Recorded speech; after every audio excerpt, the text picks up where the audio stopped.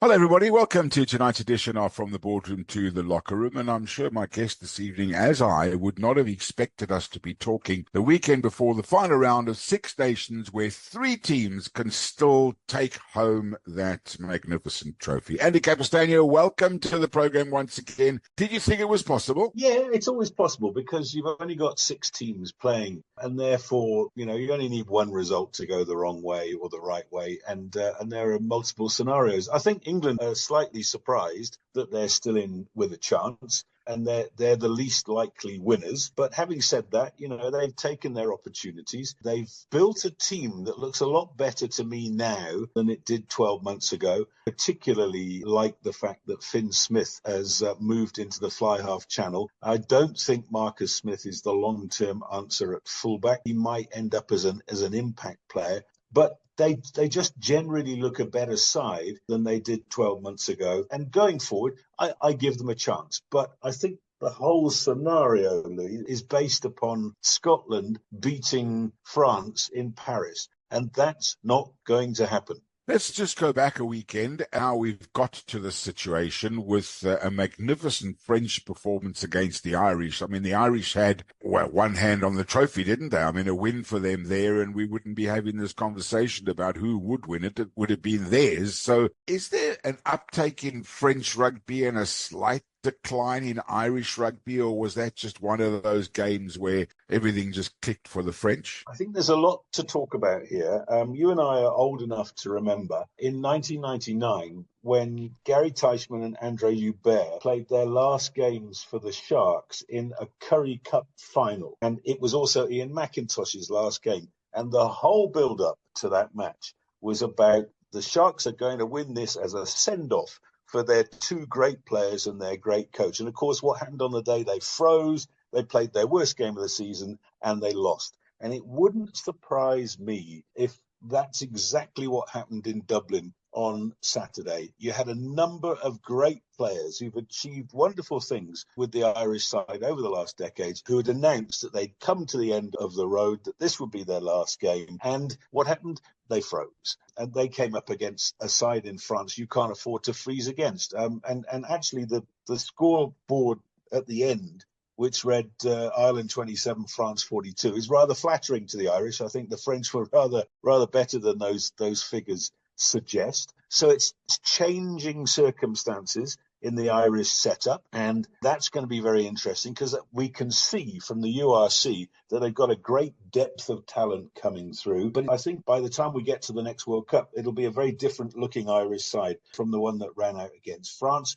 To turn around to France, I'm just starting to be of the opinion that they're a little bit of a flat track bully rather than the finished article. And I think you go back to that quarterfinal against South Africa in the World Cup, where they're playing at home in front of their fans. They're expected to beat the reigning world champions. They don't win. And that psychologically has affected everything that they've done subsequently. And let's remember that Antoine Dupont now looks like he's going to be out for quite some time. It's a bad knee injury. Who knows whether he'll ever reach those heights again? You've touched on my next question, and it's going to be a double-barrel one. Obviously, when Antoine Dupont went off early in the first half, I think Irish fans would have thought, okay, their talisman is gone. This is really our opportunity. And then you also made a mention of the quarterfinal against South Africa where, for lack of a better word, the French froze. So there's no Antoine Dupont, and they know that their title hopes lie in their own hands. They're playing in front of their own crowd who can be fantastic and can also turn against them very, very quickly. You think they could freeze again? Is there a possibility of that? I mean, I guess there's always a possibility, but do you think they're good enough to overcome all of those obstacles that I've mentioned? Yeah, I do think that they're good enough to overcome it. I think Scotland are a little bit of a paper tiger. If you were to take Duan van der Merwe out of that side and Finn Russell out of that side, you've got half the team. Because you can just see what happens when the ball gets to Duan van der Merwe, something happens. And equally, Finn Russell is one of those fly halves that some coaches hate them because you never know what they're going to do next. But he's a creator. When you've got players like that, you've always got a chance against a good side like France. But in these circumstances, I just expect the French to do what they did to Ireland and just steamroller Scotland at home.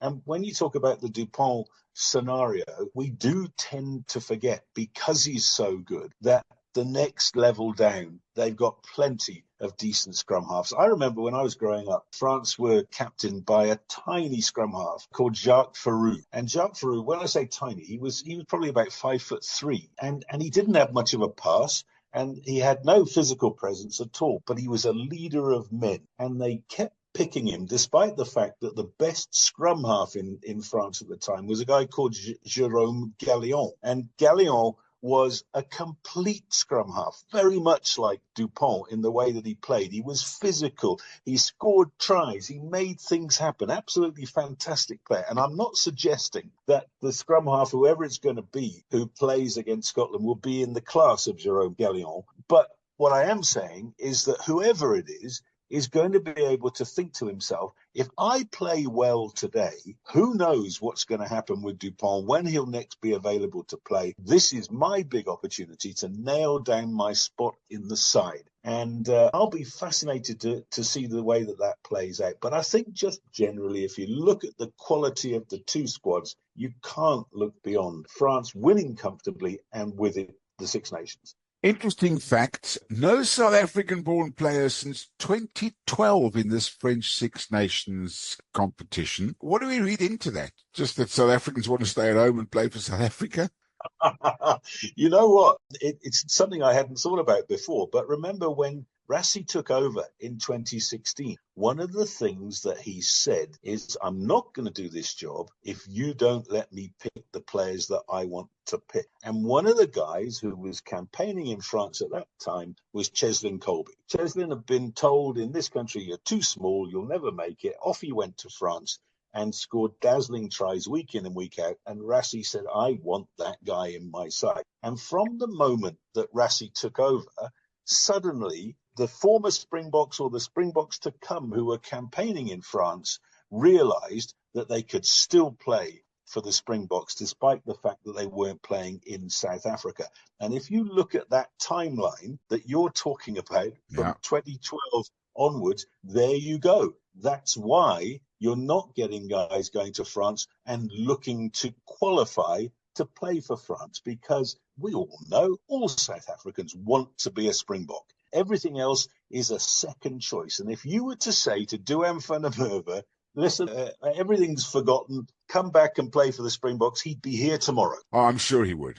I'm sure a few others would be as well. Right, Andy, let's look at the permutation, shall we? So France topped the log with 16 points. They play the last game of the evening, as we've mentioned already, against Scotland. They will know exactly what they need to do by virtue of the other results through the course of the day. So they might only need a win. They might not even need a bonus point win. They have 16. England have 15 and Ireland have 14. So if Ireland win, which they should against the Italians, they should also pick up the bonus point. They'll go to 19, and then they would have to hope that England and France lose. Yes, that's right. And England are playing Wales in Cardiff. And before everybody said that's an easy win, you just look at the history of England playing in Cardiff. And it's one of those venues that they absolutely hate going to, because even when they're supposed to win, they lose. So that's a possibility. England could lose against France.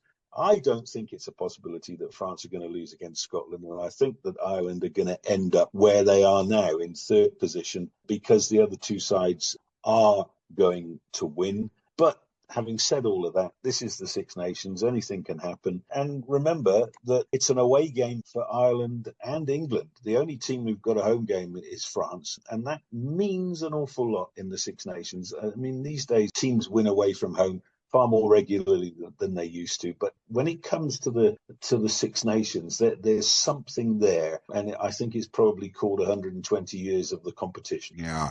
At bottom of the table, most probably will take home the wooden spoon, unless they can do something spectacular against England, will be Wales. What's it, 16 in a row they've lost now? Warren Gatland's gone since last we spoke. They're getting closer, but there's a big problem there, isn't there?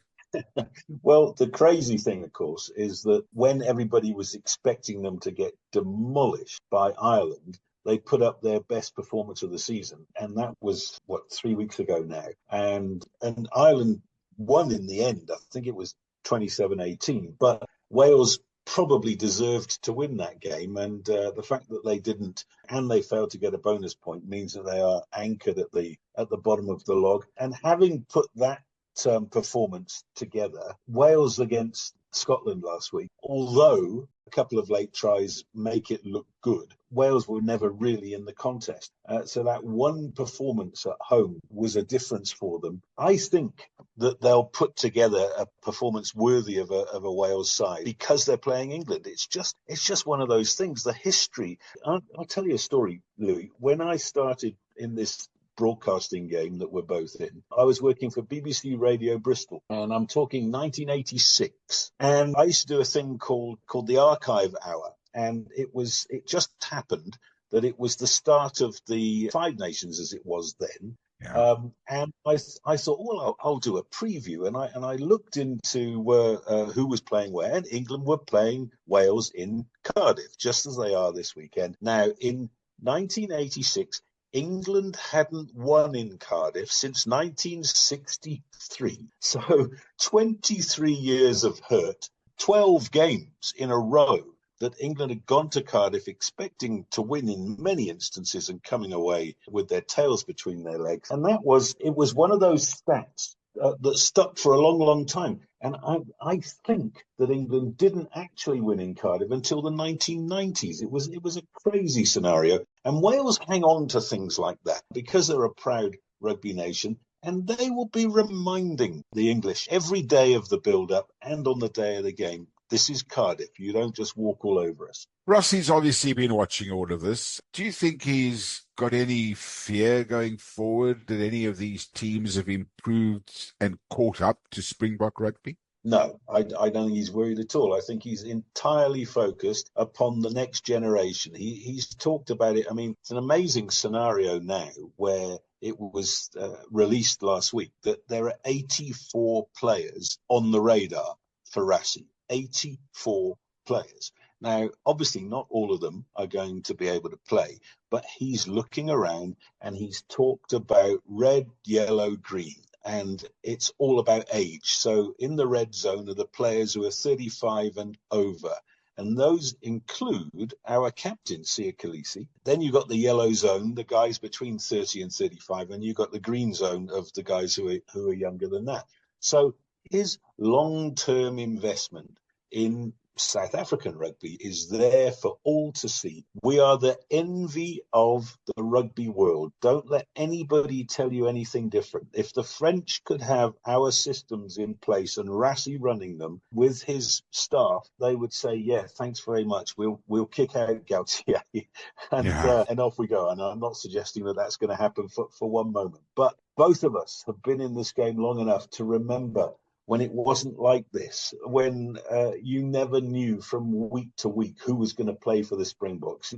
Guys got caps who shouldn't have been anywhere near a South African jersey. But now there's a system and it works. You're listening to the edition of From the Boardroom to the Locker Room. We'll have more for you after these.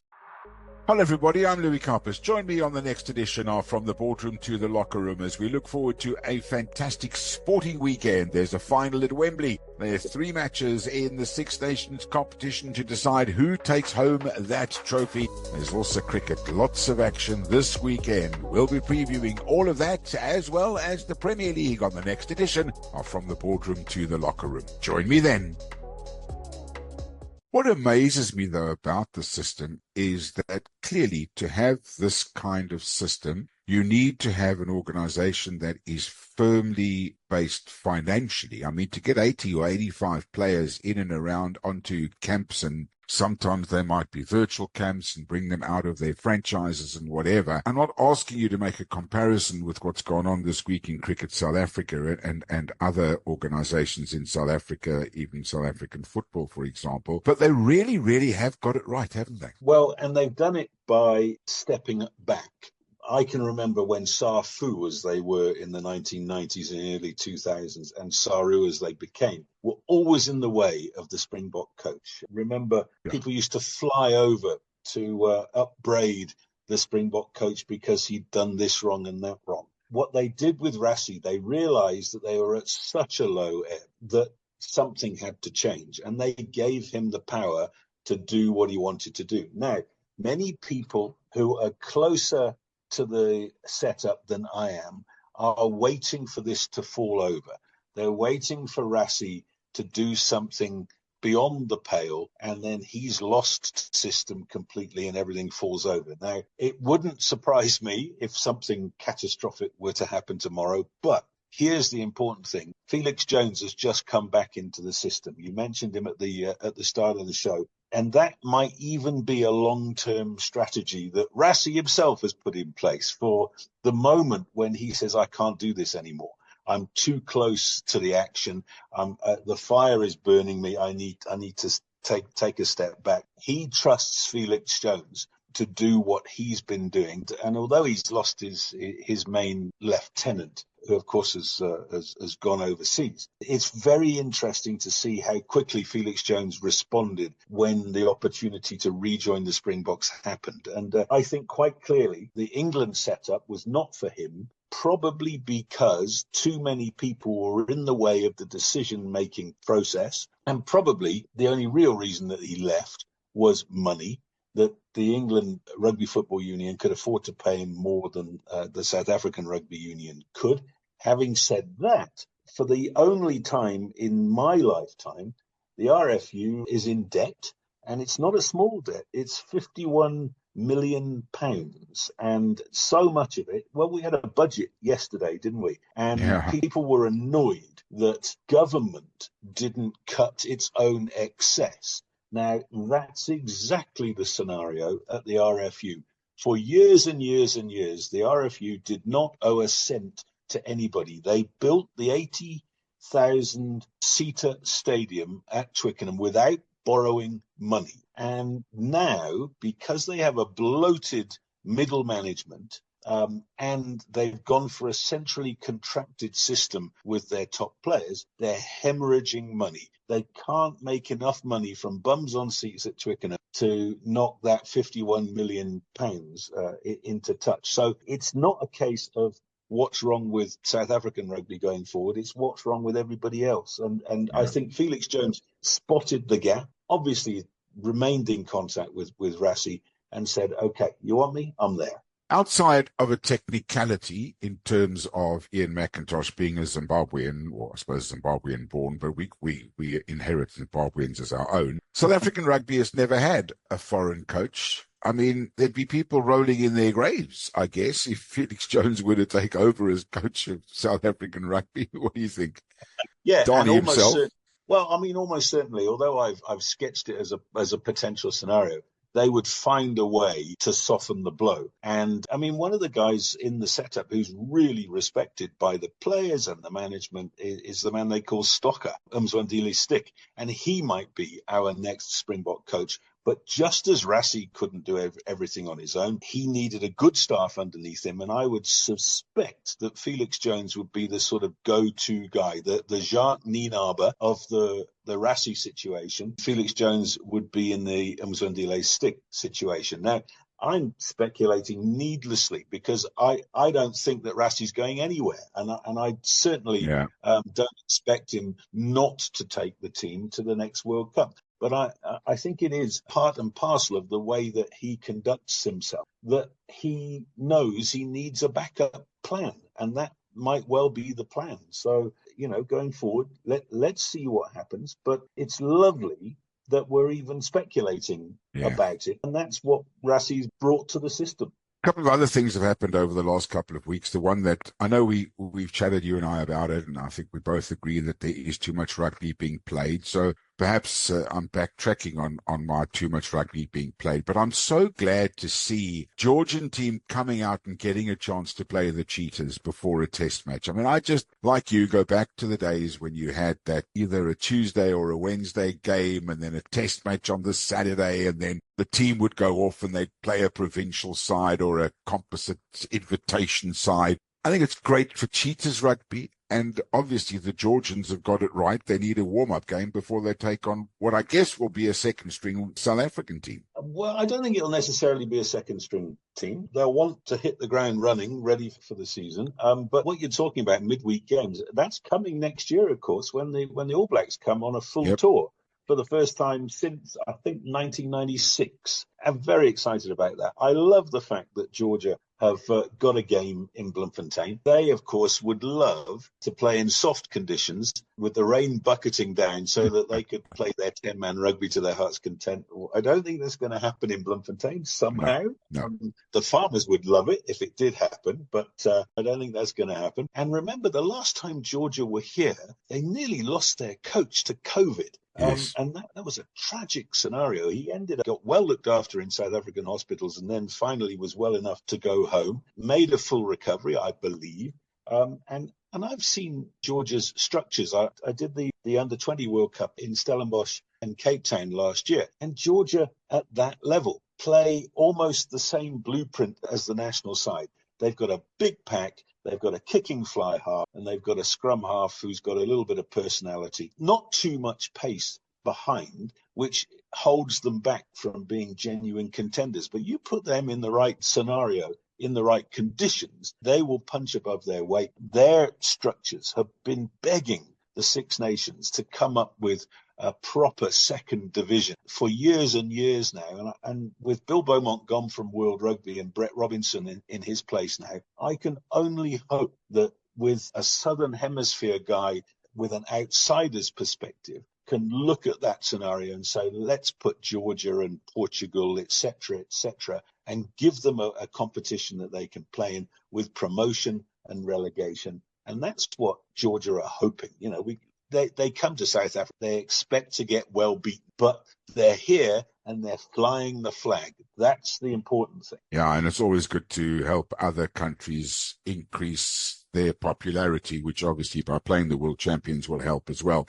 So you mentioned his name, and I'd like to just bring it up. I don't know why people try and knock captains of national teams, particularly here in South Africa, although Siya Kolisi gets knocked far less than like a Graham Smith, for example, would have done, or in years gone by, a Wynand Klaasen, for example. But he came out firing, didn't he, on the weekend and had an outstanding game in what must have been the most horrific, humid, typical March Durban conditions to lead his side to a win over the Lions. Well, remember in the good old bad old days when Nasport was able to say the Currie Cup is not won in May. In those days, we didn't play in March. And yeah, it's absolutely crazy that we are playing in those conditions. I hope it doesn't have to have somebody have a fatality because the human body isn't meant to play that kind of stressed game in those conditions. But to go back to Siya, of course, when he was first made Springbok captain, there were plenty of people saying, oh, well, it's a bit like Francois Pienaar in 1995. He wasn't the best player in his position, and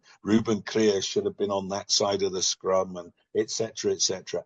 What Siya's done over the last 8 years is he's put all of that to bed because of the way that he's played, because of the way that he's led the side, what he's spoken about after games, the way that he conducts himself generally, means that people aren't having those conversations anymore. And I can remember commentating on a few Sharks games before he got his knee injury ahead of the last World Cup. And I remember saying to Joel Stransky in the commentary box, it's such a shame because he's been playing the rugby of his life in the lead up to that knee injury. He was. And of course, miraculous that they got him fit and ready for the World Cup. And he now, perhaps because he's had a long time off rugby, he's not acting like a 35-year-old on the field. He looks like a spring chicken. And things have changed in the world of rugby. People are playing into their late 30s when you never expected it in the past. That they just, well, number one, they wouldn't have made enough money from the game to be able to ignore somebody offering them a proper job. That's made a big difference in the way that rugby careers continue. And yes, the collisions are harder and the game is faster, but if it's also that the players are better looked after than they used to be. So Siya's now in that scenario where he's, instead of looking ahead to the next World Cup and thinking, well, I'll be 37 and I don't know that I can make it that far. I bet that he's thinking to himself, well, I'll be 37. I might be too old for the next one, but I'm Yeah. fine for that. Playing at number 8, what are your thoughts on that? Well, he's played in every position in the back row over his career. Played lots of number 8 for the Stormers. I remember. I don't think it's his best position because I don't think he's an old-fashioned number 8. He's not somebody who's going to control the ball at the back of the scrum, pick up and drive and set up the next phase. He's much more valuable moving between forwards and backs, using himself as a crash ball man at inside centre position. Sometimes drifting out as far as the wing and bringing that physicality to play. And remember, he's got pace as well. That's the thing that you can never coach. So personally, I would always have him at 6, potentially at 7, but really at 6.